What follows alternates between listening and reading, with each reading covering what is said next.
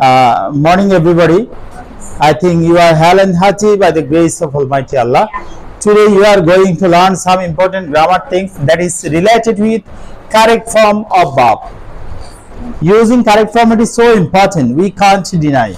In every classes, students are usually asked to write down the correct form of verbs. So we are going to learn these sentences, and you can see there are lots of sentences here. First of all, I'll narrate these sentences into your own native language. আমি তোমাদের নিজস্ব ভাষায় বাংলা ভাষায় এই কথাগুলো বর্ণনা করব so that you can understand properly, যাতে করে তোমরা বিষয়টা বুঝতে পারো। প্রথম সেন্টেন্সে আমরা দেখতে পাচ্ছি শুড আছে কি নাই? এটা হলো মডেল। এটা কি? এটার পরে কখনো টু হয় না, ভার্ব যেমন আছে তেমন থেকে যায়। আমি আবার একটু বলি, can, could, may, might, shall, should, will, would, এগুলোকে বলা হয় মডেল। এগুলোর নাম কি? মডেলের পরে টু হয় না, ভার্ব যেমন আছে তেমন থেকে যাবে। You should follow the rules of keeping head fit.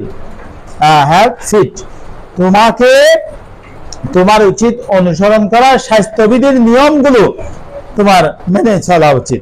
Sir number 2 তে যাই। Mother has cook rice. Sir এখানে একটা হ্যাজ আছে না নেই?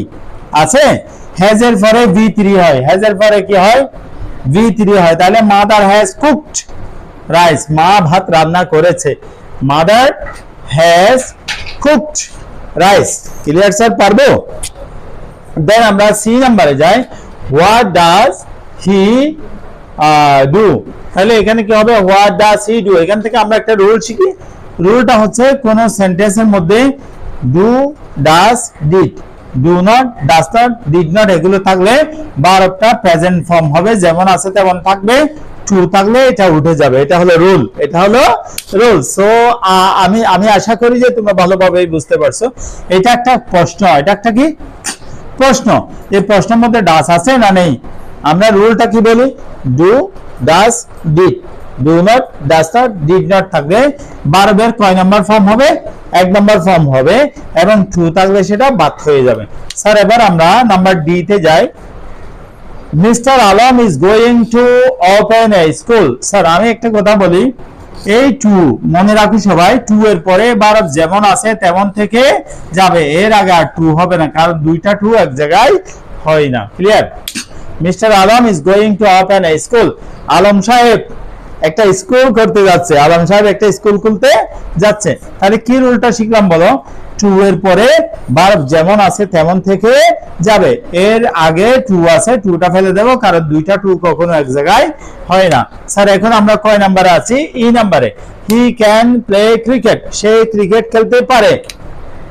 এটা হলো একটা মডেল। এই ক্যান বলছি যে এটা কি মডেল। মডেলের পরে ভার্ব যেমন আছে তেমন থেকে যাবে, টুটাকে কেটে দিতে হবে। নাম্বার আমরা এফ নাম্বারে যাই। Does Rina to sing a song. Sir এই সেন্টেন্সের মধ্যে ডাস আছে না নেই? আমরা একটু আগেই বলেছিলাম কোন সেন্টেন্সের মধ্যে যদি do, does, did, do not, does not, did not থাকে, ভার্ব যেমন আছে তেমন থেকে যাবে, টুটাকে বাদ দিতে হবে। ডাস রিনা সিং এ সং। রিনা কি গান করে?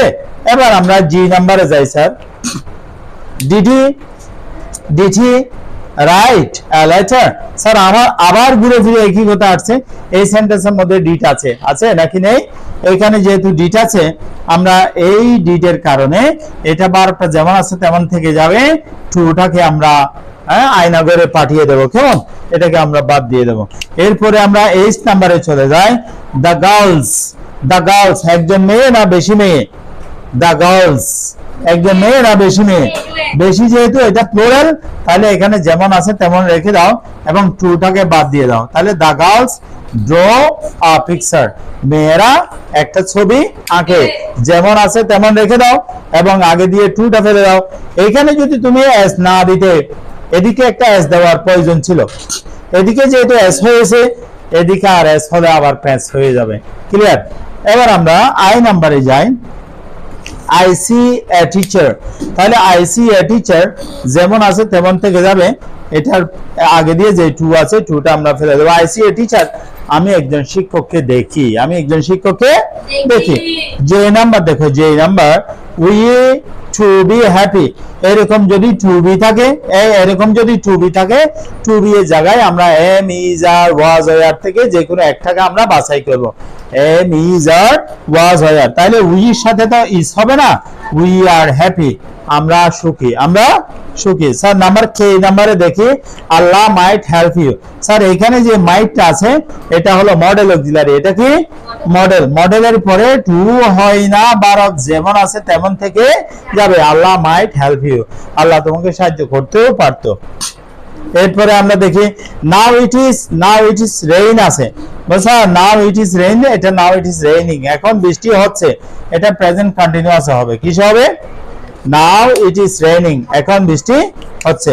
এম নাম্বারে যায় Rana attend his classes regularly, আচ্ছা রানা অ্যাটেন্ড এর সাথে একটা এস দিয়ে দেব, অ্যাটেন্ড এর সাথে কি দেব, রানা নিয়মিতভাবে তার ক্লাসগুলোতে যোগদান করে, এটা প্রতিদিনের ঘটনা, কিসের ঘটনা, প্রতিদিনের ঘটনাগুলো। স্যার আমি বাংলায় তোমাদেরকে কথাগুলোকে ইজিলি বলার চেষ্টা করছি, I am trying to make you understand my sentences narrating in Bengali or native language. Okay, এই যে রেগুলারলি মানে প্রতিদিন, প্রতিদিনের ঘটনা প্রেজেন্ট ইনডিফিনিট হয়, প্রেজেন্ট ইনডিফিনিটের সাবজেক্ট যদি থার্ড পারসন সিঙ্গুলার নাম্বার হয়, ভার্বের সাথে একটা এস বসাতে হয়, তখন টুটাকে বাদ দিতে হয়, তাহলে Rana attends his classes regularly.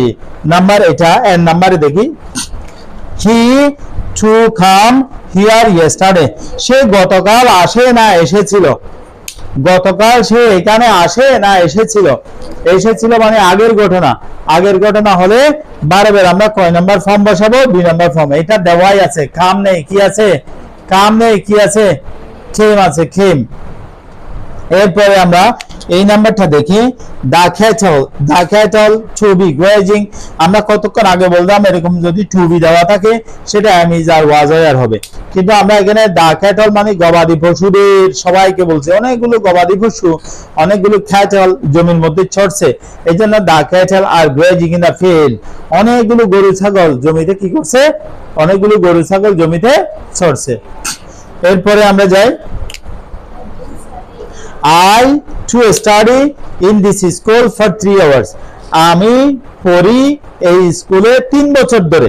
এখন ব্যাপারটা হচ্ছে আমার পড়াটা কি এখন শুরু হয়েছে না 3 বছর আগে, তো যে কাজটা 3 বছর আগে শুরু হয়েছে সেই কাজটা তোমার প্রেজেন্ট পারফেক্ট কন্টিনিউয়াস, এটা প্রেজেন্ট পারফেক্ট কন্টিনিউয়াস, আগে কোনো কাজ শুরু হয়ে এখনো চলছে, কোনটা present perfect continuous, present perfect continuous, present perfect কন্টিনিউয়াসে তোমাকে হ্যাভ বিন বা হ্যাজ বিন এগুলো বলতে হবে, কি বলতে হবে, হ্যাভ বিন বা হ্যাজ বিন। তাহলে আই হ্যাভ বিন, এখানে কি বসাবো, আই হ্যাভ বিন, স্টাডি হবে না, studying, I have been studying in this school for 3 years. Sir এরপরে আমরা কিউ নাম্বারে যাই, আই স্টাডি, এটা I study the school just now, just now যদি কোনো সেন্টেন্স থাকে আমরা জানি just now, already, yet, ever, lately, recently, 7টা কথা, just now, already, yet, ever, lately, recently, এগুলো থাকলে প্রেজেন্ট পারফেক্ট টেন্স হয়, কি হয়, প্রেজেন্ট।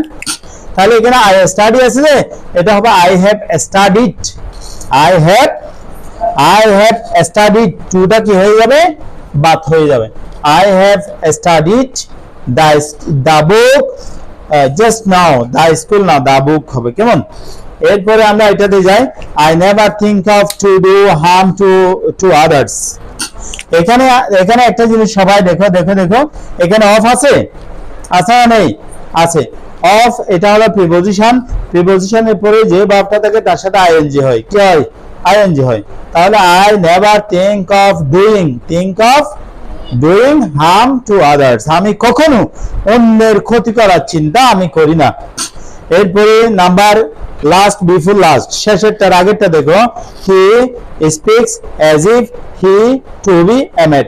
স্যার আমরা একটা কথা বলি, কোন সেন্টেন্সের মধ্যে যদি অ্যাজ ইফ থাকে, as though, as if, wish, কয়টা কথা বলেছি, as though, as if, wish, এই কথাগুলো থাকলে ওই সেন্টেন্সের মধ্যে টু বি থাকলে সেখানে আর হবে, WERE, তাহলে he speaks as if he to be a mad, সে এমন ভাবে কথা বলে যেন সে মানসিক ভারসাম্যহীন, যেন সে পাগল।